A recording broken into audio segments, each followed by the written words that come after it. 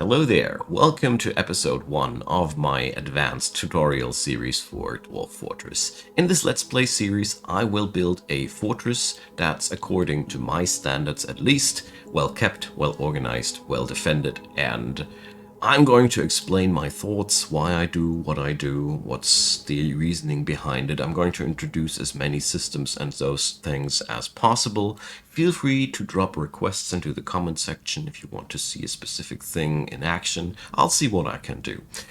So, first off, I want to say this has a predecessor episode, episode 0, that's at the beginning of the playlist, and I also made a playlist with a Let's Play series for beginners. In this series, I will assume that the viewer is somewhat familiar with the game. So if you need a crash course in the very basics, there is a playlist link down there below, and also a playlist link to all the tutorials that I made. Alright, enough of these things, let's get going. So I've selected the Mbok side down here. We are sitting in a swampy area, and I have gone for a standard Mbok. There's no prepare carefully thing. This is the standard mbok that you would start with as well, because I figured that this is a pretty good start to explain and explore, because it has a little bit of everything and it's pretty straightforward and well. So at the beginning we have 7 people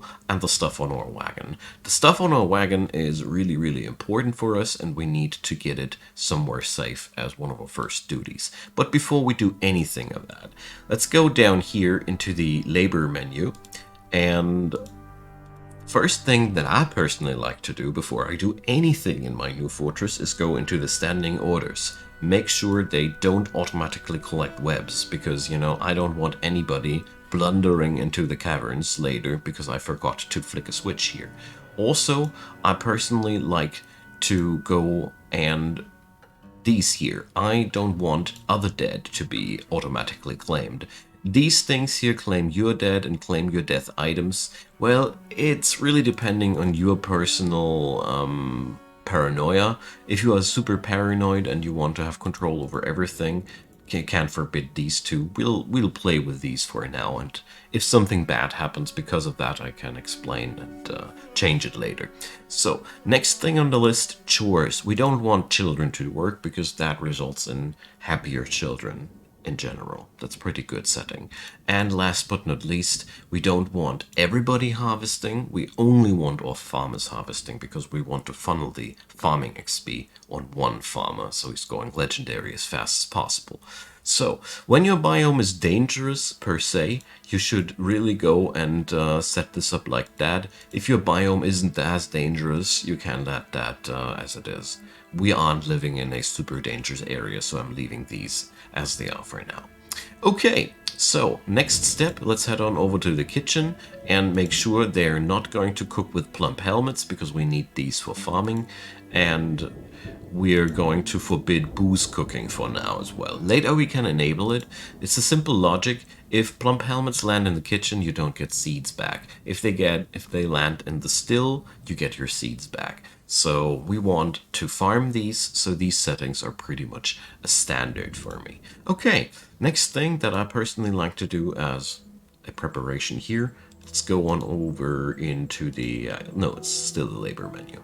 So I am going to assign 3 people as miners, because, you know, we have 3 picks on our standard Mbok, and it's really worth using them all.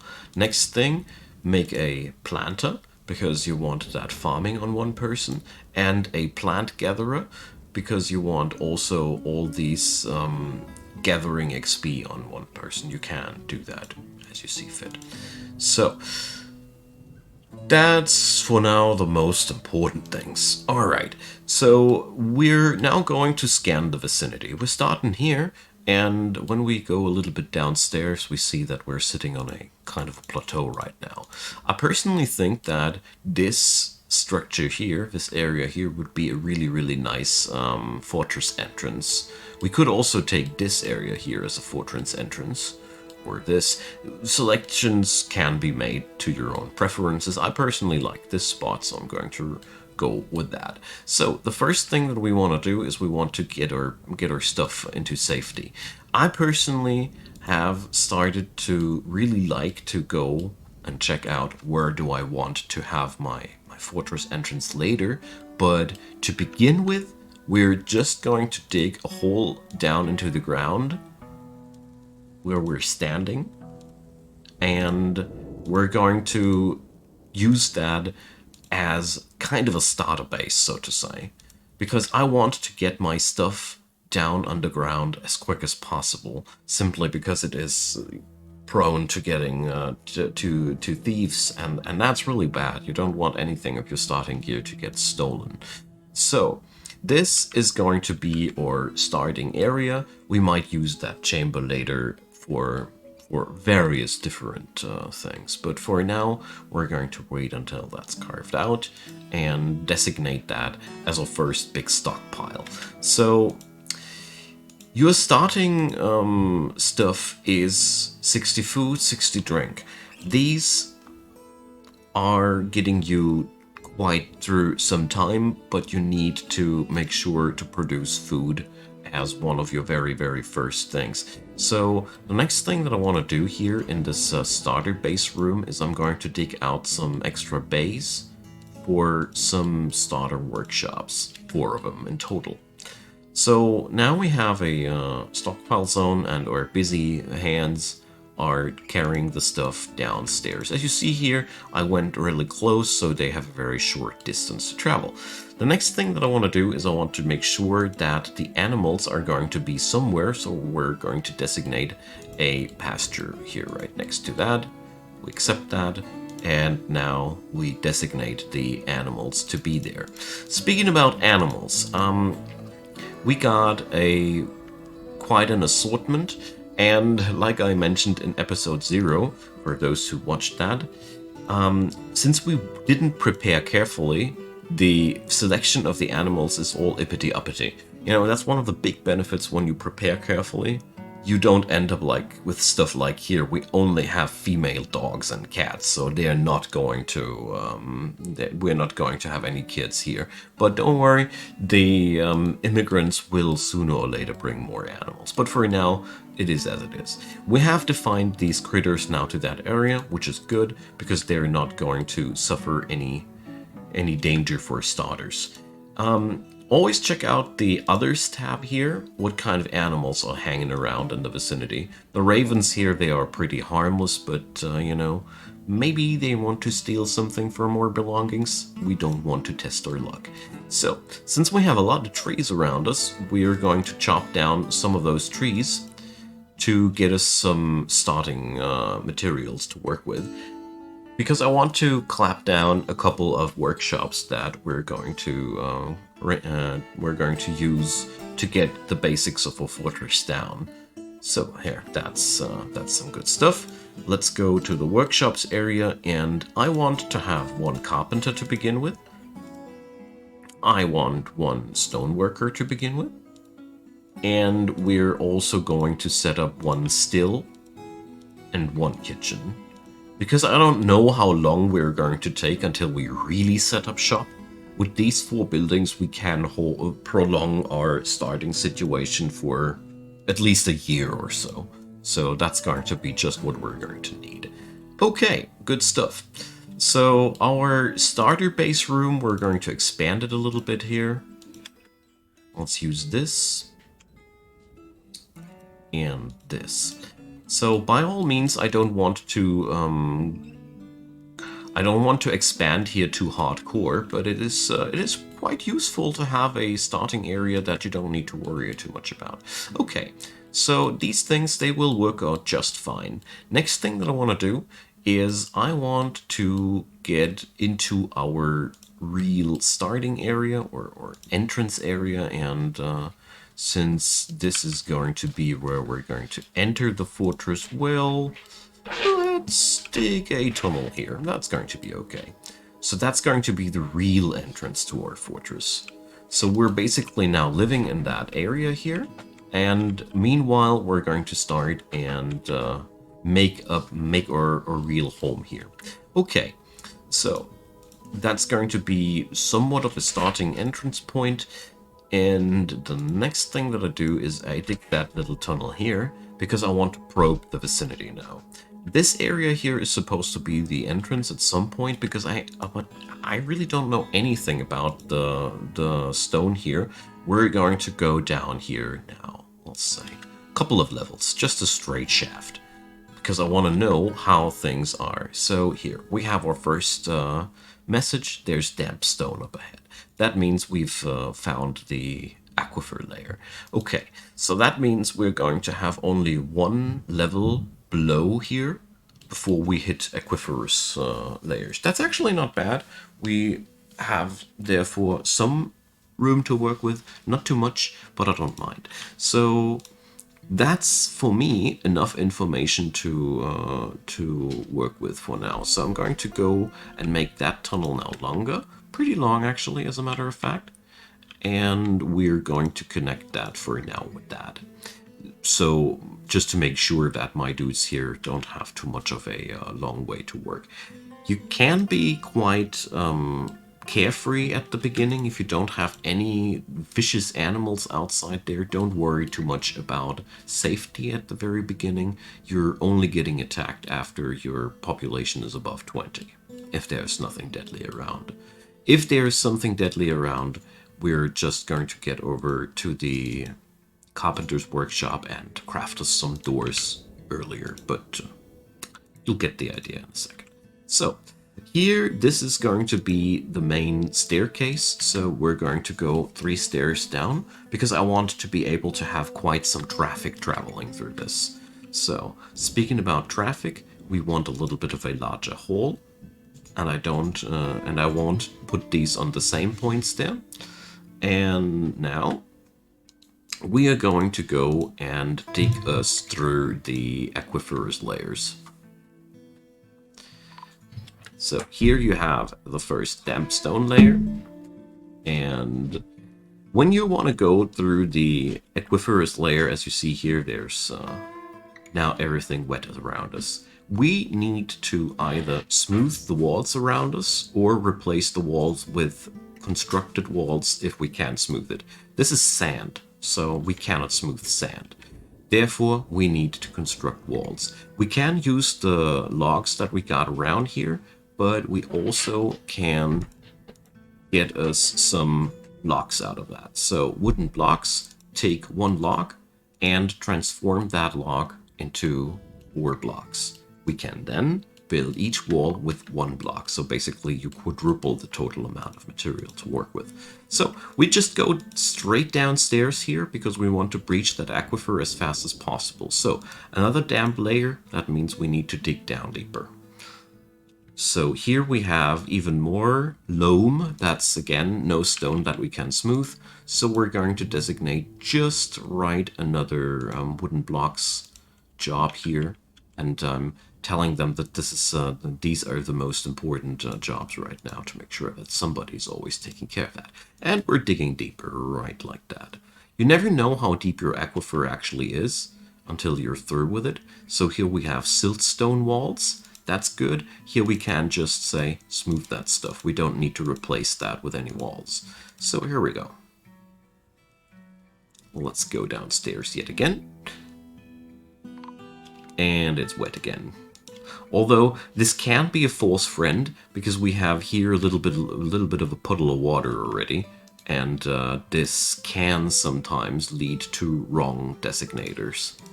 But for now, it seems as if we just need to dig deeper. Sooner or later, a light aquifer is always breached, but it can take quite a moment. So we go deeper. And here you can already notice, I guess we are already through the aquifer here. So let's smooth these and make sure we're going to replace these walls. The point is, if there is a puddle of water somewhere, the game is showing all of these walls as damp walls because they are in contact with water. But upstairs here, we don't see any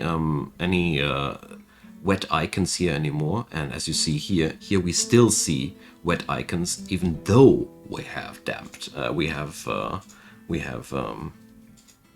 smoothened the damp stone. So I think we're through with it already. But we totally need to replace this with walls, because otherwise the water will still leak. A aquifer will always exude water on these tiles that are not diagonally. They are called orthogonally. That was a new word for me. So north, south, east, east and west, these tiles, they spill out water. And therefore, if we seal them with a wall, they stop with that behavior. Also worth mentioning, the floor and the ceiling of a aquifer also leak water. That means if you want to be sure that there's no water after all anymore, always dig one layer below the aquifer, because the aquifer will actually leak water from up above one layer below. It's like it's dripping down from up above. You need to go deep enough to get truly rid of it. I hope that makes somehow sense. It confused the hell out of me when I was doing this for the first time. So we're going to carve out these walls here, because these need to be replaced with stuff as well. When we want to widen the staircase one day, we might need to rip out these walls. But since we are just starting out and I want to get done with it, I'm going to stick with a narrow staircase, even though they are not my favorite, because, you know, if you have a road with a high transit, it's always good to have a wide road, and it's not, and having enough room for everybody. So here you can see it really, really well. So here's the aquifer. This is the first layer that is no longer aquiferous by itself. It has these diagonal damp icons, and then it stops totally. If we would be working here and digging here, we would now have water dripping down from here, and so leave that layer alone. Don't touch it. It's wicked. It's really bad news. It will only lead to wet floors everywhere. So we can work from here on and start building our base now. So we have here a starter area, and to complete the starter area I want to do a couple of things. First off, we want some stone to work with. So we're going to go like here, and we're going to carve out that stuff here, because we now know that we are already through with the aquifer. I want to produce some stone to work with. And the first few things that I always like to do in every new fortress is setting up automation. So we want to have a manager's office as the first thing. So I'm adding a task for a throne and one task for a door. These are the two things we need for the manager's stuff. Then we have all the world in front of us. So I'm going to go and dig out a main central hallway on several levels with the same layout, because I will use this basically as the main shaft for the fortress henceforth.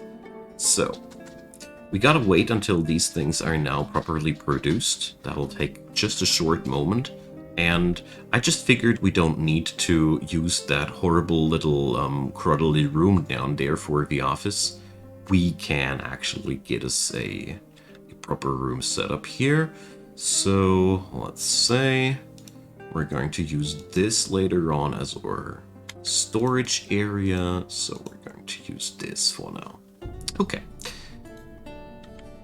Where you put down your first office is, of course, totally your own decision. It doesn't matter that much. It should be just somewhere in the vicinity of your people.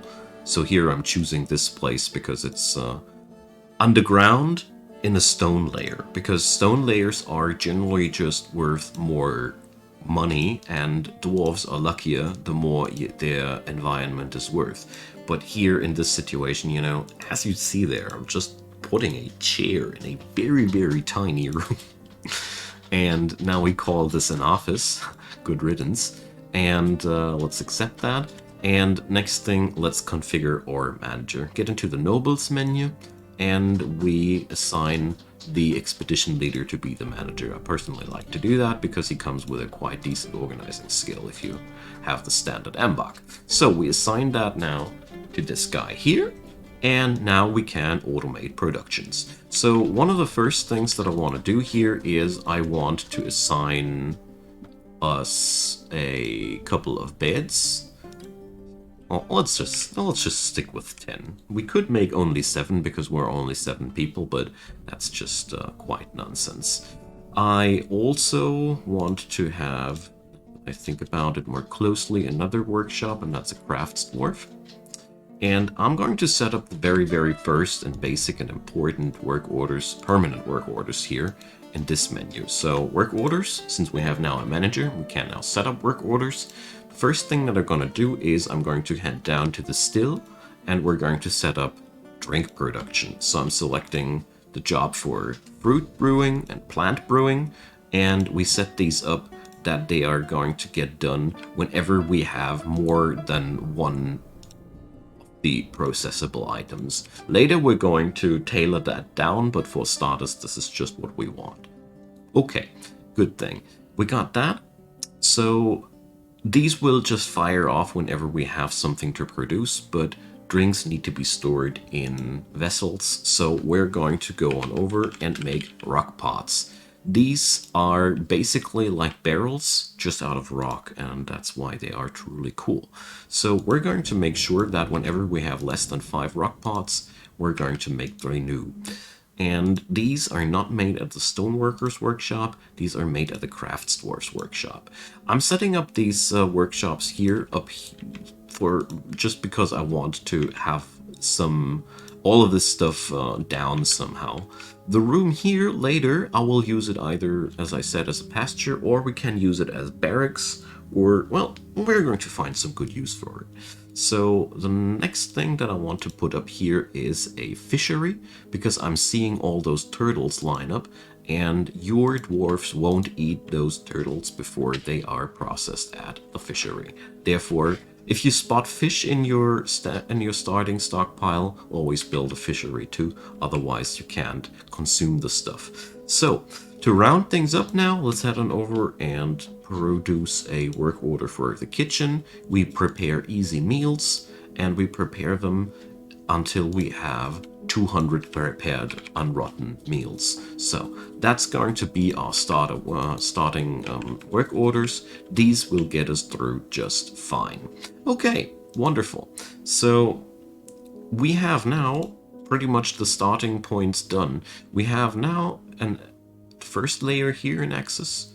Then we have another layer, and the first things that I want to do now is I want to put some sort of system on all of this. But before we really can start, we need to dig down a little bit deeper than that. So we're going to go and make a few more staircases here.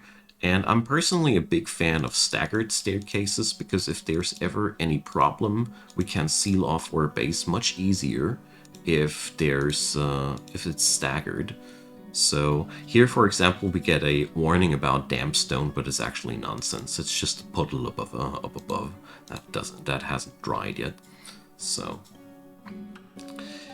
my standard my standard designators are: this layer will be for kitchen works, this one will be for stoneworks, this one will be for woodworks, this one will be for crafts and jewelry, and the one below will be for smiths. So I really like to have one floor dedicated to these crafts types, because this way you can organize your stuff quite well and keep I like to have one level dedicated to a certain job. The farming level is, by the way, on purpose right below the aquifer layer, because we're going to make use of the aquifer's water later to help us to some irrigated land. Maybe we even get that done in this episode still, but I highly doubt it. So let's go downstairs one more time. I mean, you can, of course, stick with just one shaft of staircase. That doesn't matter too much. It's just a personal preference, because sometimes when dwarfs get into combat, they... Okay, that is a dent in my plans. So we got another layer of aquiferous stone here, which is not too surprising. but that means we need to work a little bit differently. But before I go too much into detail about that, let's carve out the storage areas for our workshop zones. So this is going to be, for every one of them, a main storage hall where we can definitely store a little bit of everything, but we're going to build more specialized and dedicated zones later down the road. So let's probe and see how good we can get through this aquifer here. Because usually light aquifer layers are not that super deep, and since we are now already in a stone layer, it's going to be not that hard to just dig down, smooth walls, dig down, smooth walls. With that procedure, you actually can breach those aquifers quite easily. But it's a little bit unfortunate to have a double aquifer layer in this regard.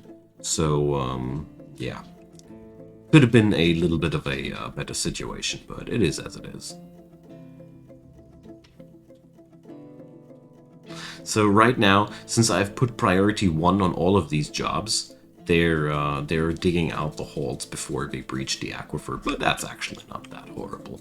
I don't mind. These holes are quite important after all. So this is going to be the farming layer, like I said. So we're going to dig up here, and these are going to be the farming cubicles. So I'm going to set that up right away underground, in case you're wondering why I'm not using the layers upstairs.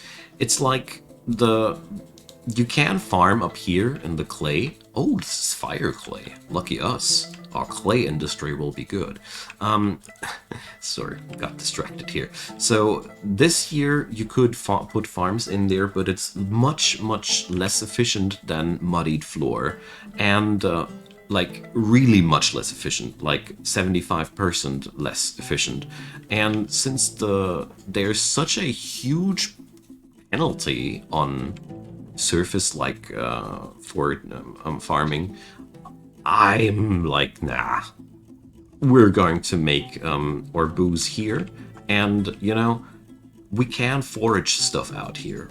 If we ever run out of drink, we can forage more of it, so I'm quite chill with that, and I'm rather setting up a real farm instead of wasting much time with setting up a substandard farm upstairs and be unhappy or waste just a lot of time and effort because I'll have to rip it all out and replace it just 2 or 3 years later when my population is rising above 100.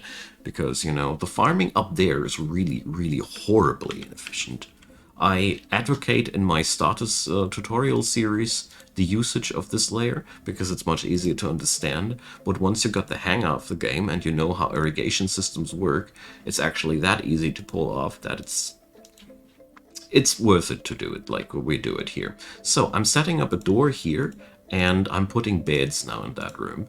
So the beds that we got, we're going to make a nice dormitory out of this room. This way, our dwarves won't need to have to sleep on the floor. I just noticed they did, and that's never a good thing. So you set up dormitory here. Boom, just like that. And the next and probably last thing for today's episode will now be 2 things that are really, really important. First off, we're going to set up another stockpile zone. And we make it nice and large, probably not on the pasture. Here. And here we're going to store our corpses and our refuse, because we really don't want to have all that stuff lying around in our base. And now we go into this stockpile here, customize it, and we forbid corpses and refuse here, so this stockpile doesn't store these items like this pond turtle shells anymore, because they will really litter this place. That's one thing that I want to do. The next thing, deconstruct the wagon, because it's really important. After deconstructing the wagon, go down wherever you have a nice, somewhat large area and call it the meeting area. This is super important because as long as the wagon exists, it is a meeting area. Your dwarfs will always go to that wagon to chat, have fun, get eaten by wild animals, stuff like that. So the moment you dismantle the wagon and they assign a new meeting area, they now go here to chat, socialize, hang out, and not get eaten by wild animals. You get the idea. It's a super nice change, isn't it? So we got now clear that this is going to be the kitchen layer and this is going to be the stoneworks layer. So since you see that we got a lot of mining jobs issued here and we're not getting stuff done, I'm going to delay this job here by making it a blueprint for now. So we're going to make this here a blueprint. Or did that work? Ah, well, whatever. We're just going to delete it for now. Until these chambers are all dug out. It ain't that important to breach deeper right now. We can do that next episode. Alright, so the basics are down. What I set up here will be the manufacturing area. So this will all be about producing stuff. And then I haven't decided yet, either below the aquifer or parallel to the workshops, we're going to set up the citizens district. And as soon as we have set up the stoneworkers district, we're going to start and produce some traps to make sure that our premises are going to stay safe. But that was enough for episode 1. I think we are on a good start. This now looks not like much, but it will be a pretty sick and nice fortress one day. All these areas that I've made will be expandable later. This entrance can be expanded. We can divert the enemy to go some other way. I'm pretty confident with this simple but effective layout so far. So, comments down below, a thumbs up would be appreciated, and of course consider subscribing. I'd be delighted to have you folks, and there are playlist links down there to all the stuff. Also to the episode 0 if you haven't watched it already. Check it out if you want to see how this world was created. And last but not least, big thanks to the supporters of this channel. I'm really grateful for all the things you do. And there's Patreon, PayPal, and Buy Me a Coffee as links down there. I'd be delighted if you'd give them a go. And if not, just let me say thanks for watching this video. I'm really happy you're still around here after the outro, and see you next time when we're going to go and make this a real fortress. See you there.